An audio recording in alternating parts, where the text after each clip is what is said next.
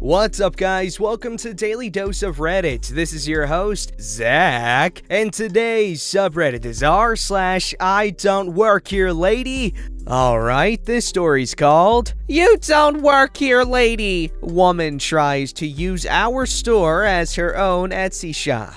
I worked in a large department store back before there was Etsy or any similar service for artists to open up independent shops. I worked in the back office administration piece, not out on the floor. One day, one of the checkout girls called me over and said they were trying to scan a lady out, but one of her items didn't have a barcode. I figured maybe it had been stuck on somewhere strange, but checked it out and I didn't see anything. In fact, I didn't even recognize the item when I looked to see where I could find a second one to scan, and I knew the store pretty well. It was an absurdly hideous piece of almost handmade looking costume jewelry. Not like anything we offered. I thought maybe we had a new supplier I'm unaware of, so I looked at the tag and lo and behold, it was a hand-drawn price tag. So definitely not ours. There were a lot of shops in the area, so I figured someone bought it nearby and it slipped out of their bag, or they set it down by accident, and this customer assumed we were selling it because of the price tag. I figured whoever left it would be back to look for it soon. It was way overpriced, $80 for the one necklace. So I brought it to customer service and returned to business as usual of counting the minutes to close and regretting my life choices.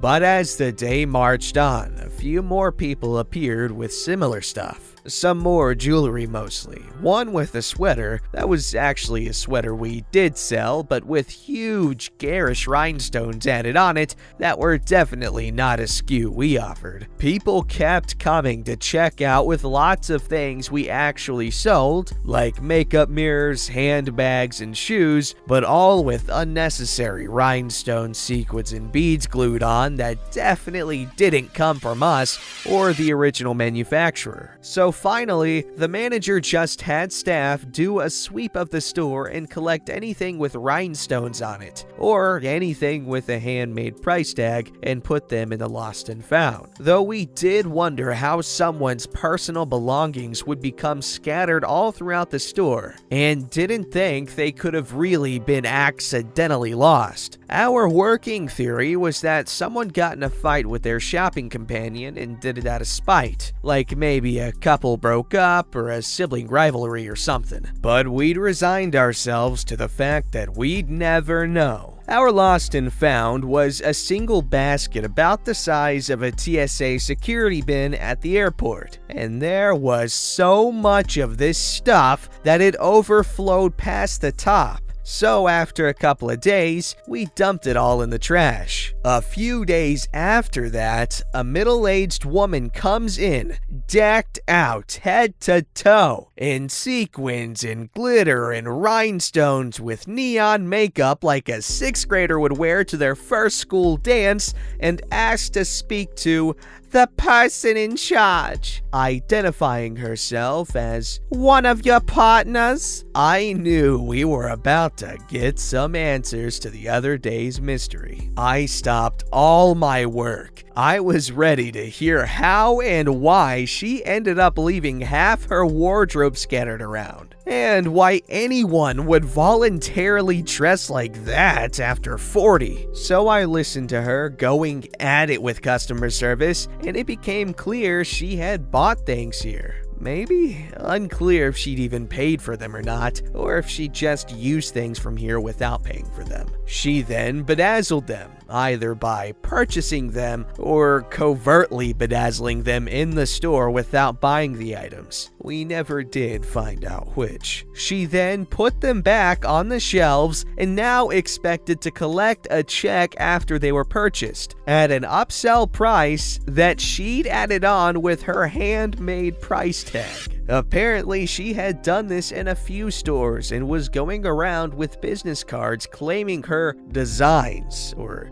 bedazzled versions of department store products, were sold in big department stores like Karen's Fab Designs, as seen on the shelves of Macy's, Nordstrom's, JCPenney, and more. The manager explained that this was not a consignment store, and she couldn't just leave altered products here for people to buy and expect to split the money with us. She was sure we must just not understand that she had improved the items with rhinestones, thereby making them more valuable, and was shocked when the realization set in that we understood what she was saying, but still didn't want her doing it. She was irate, offended, threatened to break off the partnership that we did not want and did not know we had, and eventually demanded the stuff back. The most senior manager on the floor had come over by this point, not because she'd asked to speak to the person in charge,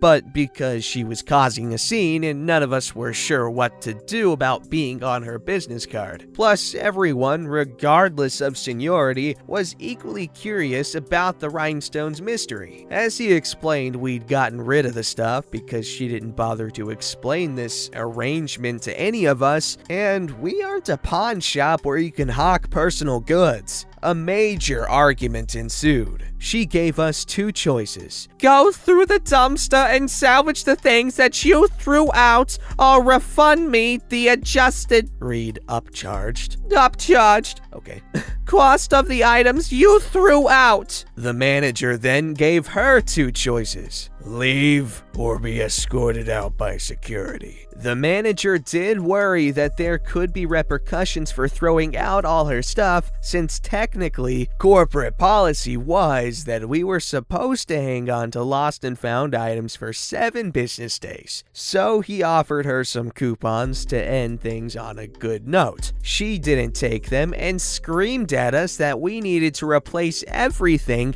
and pay for new materials to re-bedazzle them. At that point, the manager more flatly insisted she leave. She didn't. Security had to escort her out. To our total shock, she kept telling security she worked here and really confused them because they'd never seen her, so weren't sure if it was because she was crazy or if it was because she was from corporate, i.e. someone who could fire them. We had to explain to security and her that in fact she did not work here and this partnership was non-existent. Again explaining that she couldn't sell her own products here in our department store. She kept saying, "We can negotiate you a higher cut. That was just my starting offer." So after a bit, the manager just gave up on explaining and stopped engaging with her. She tried to come in every day for a week after that, to the point we had a security guard stand right near the door to redirect her before she could even step over the threshold. She got in one more time through the fire door, with which she set an alarm off, and we had to evacuate the store. So we let her know loud and clear that next time the police would handle her. I guess some other stores had already made good on that promise, so she stopped coming. But she kept doing this elsewhere around town for several weeks until she was blacklisted by every store, from the highest end boutiques to the dollar store. I don't know if she didn't understand how stores worked or just didn't care, but she really created a lot of extra work for us. I will say this: many people were coming to the register to purchase her items, and that department chain is bankrupt now, so she probably has a lucrative Etsy type store. And the last laugh. I mean, you gotta respect the hustle, but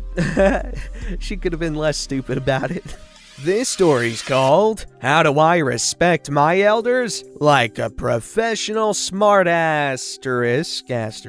Done on mobile, apologies in advance, all names are fictional. So a bit of background to this utter fluke of circumstances. About a year ago, I moved back into my childhood home with my pawpaw in the volunteer state. He's a really chill guy that is just lonely because all his kids are 40 plus years old, and the only people that he talked to regularly before I came back were in the same boat. My return was only shortly before the pandemic started, so he's been cool with me staying rent-free until I find a full-time job. So we've largely been living off food stamps to get by. That being said, we make a serious grocery run about once a month. The same night I try to make a monthly steak night so we can feel like we live off more than rice, canned soup, and coupons. I spent roughly 12 years living in a household of folks practically obsessed with cooking, so I'm fairly good at it. But it's not a one-stop shop, so we do end up taking a whole day to get everything. And we always end up stopping by Wally World for the blue cheese crumbles I adore on my steak. Melt in a saucepan with sauteed mushrooms and caramelized onions with a half a cup of half and half milk.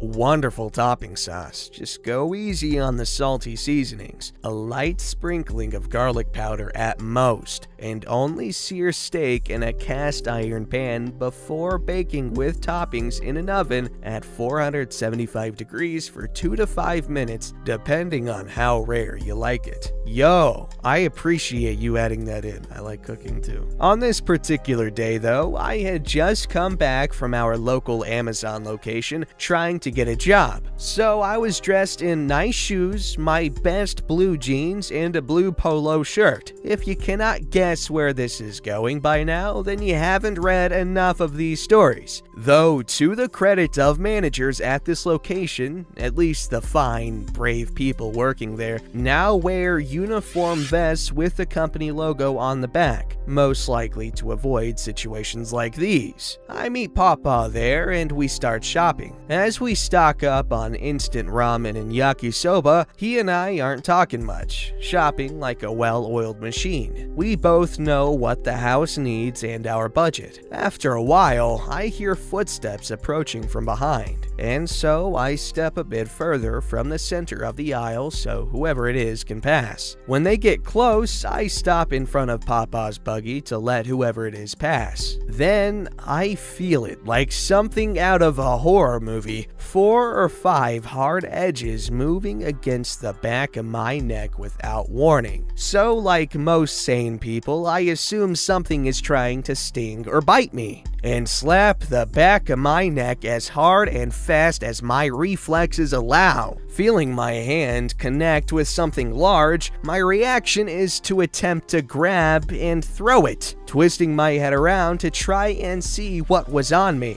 What I see is this frail-looking woman in her 80s looking at me in shock, the fingers of her right hand caught in my grip. Instantly, I let her fingers go and turn to face her, trying to lighten the mood with a wisecrack of, "Not your best idea ever, eh?" She narrows her eyes at me, and with her cheeks and lips sagging like an English bulldog, she grumps at me. "Excuse me?" "You're excused," I reply out of habit, gesturing she is free to get by us. And no, I wasn't oblivious to her temper. I was just ignoring it so we could all move on with our day. Apparently, she doesn't appreciate my efforts and smacks me on the arm. Not like it hurt or anything. I'm 27 of last month, 6 foot high, and the better part of 300 pounds. She looked like a strong breeze would snap her in half. So it had about as much effect as if she had swung a loaf of bread at me. Off to my right, I can hear Papa go, "Hey now." He goes ignored as the old lady says, "Is that any way to treat a lady, young man?" "I don't know," I reply as I rub the scratch marks on my neck.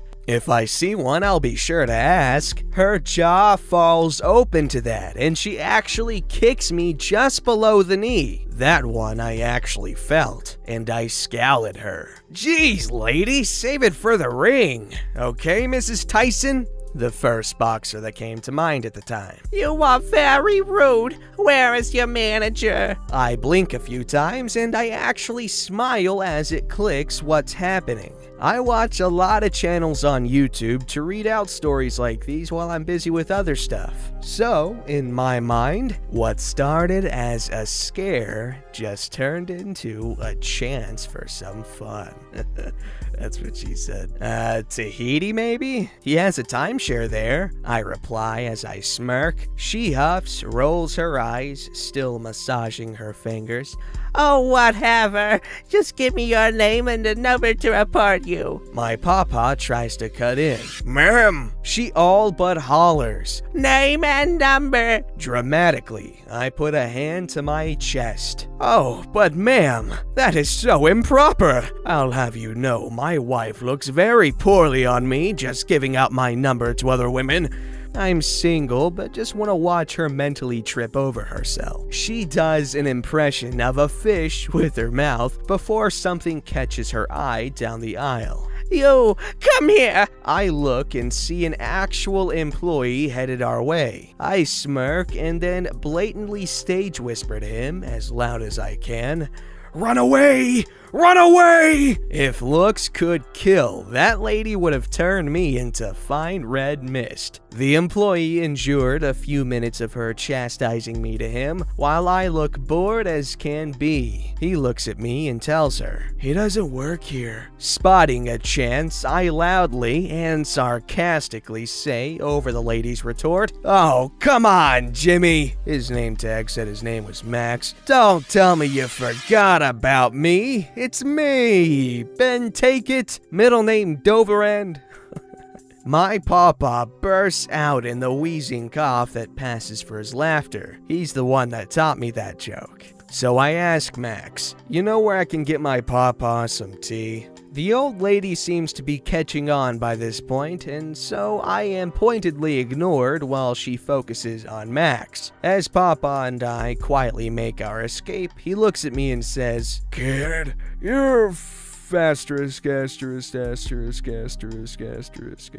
weird." I glance back at the lady down the aisle and reply to him, "Better than crazy." He just shrugs with a nod and we carry on with our shopping. That's a really cool story and a really creative way to handle a Karen. An older Karen. Also, your papa sounds like a cool dude.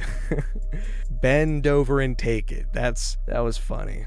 This story's called All I Did Was Put a Box Back. Background. So I'm a 15-year-old male and I was just trying to get me some shoes and yeah, that's all you need to know. So I walked into the store and I went to a certain aisle and there was this old couple. The lady, we will call her old lady for now, walked up to me and says, "Excuse me." "Yes?" "Can you get me the shoe in size 7? I don't work. Don't lie to me. I saw you restocking shelves. Yeah, they weren't my size. For reference, this store wears green polo shirts and black slacks. I was wearing a red, blue, and white shirt with gray joggers on. Ma'am, I don't work here, nor am I wearing the uniform. Don't make me get your manager and get you fired." At this point, I had enough and started to walk away trying to find my father. This crazy bimbo grabs my arm, saying, "Why are you not helping me? This is so going to get you fired." I thought I was gonna start bleeding if she kept squeezing my arm like that. "Unhand me, foul beast!" Woman, let me go!"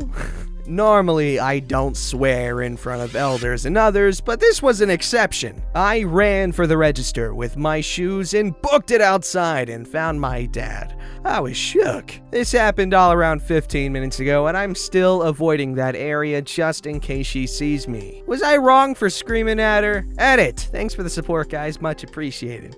Small update. I said old couple, and this Karen's husband did love all. He didn't do anything when I ran and screamed, nor interfere while his wife was assaulting me. So do you think he was unaware or just watching out to not get them in trouble? Honestly, if you if you've been married to a woman like that for that long, I'm assuming you just kind of go apathetic after a bit because,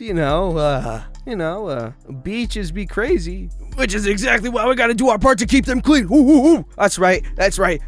Clean up after yourselves. That's right. No littering. That's right. Clean up after other people. That's right. Help out your beached whales, because we all know you'd appreciate it if you were a beached whale. That's how it is, guys. That's right. Also, one last thing. Stop flushing them baby wipes. Okay, those belong in the trash, not the toilet.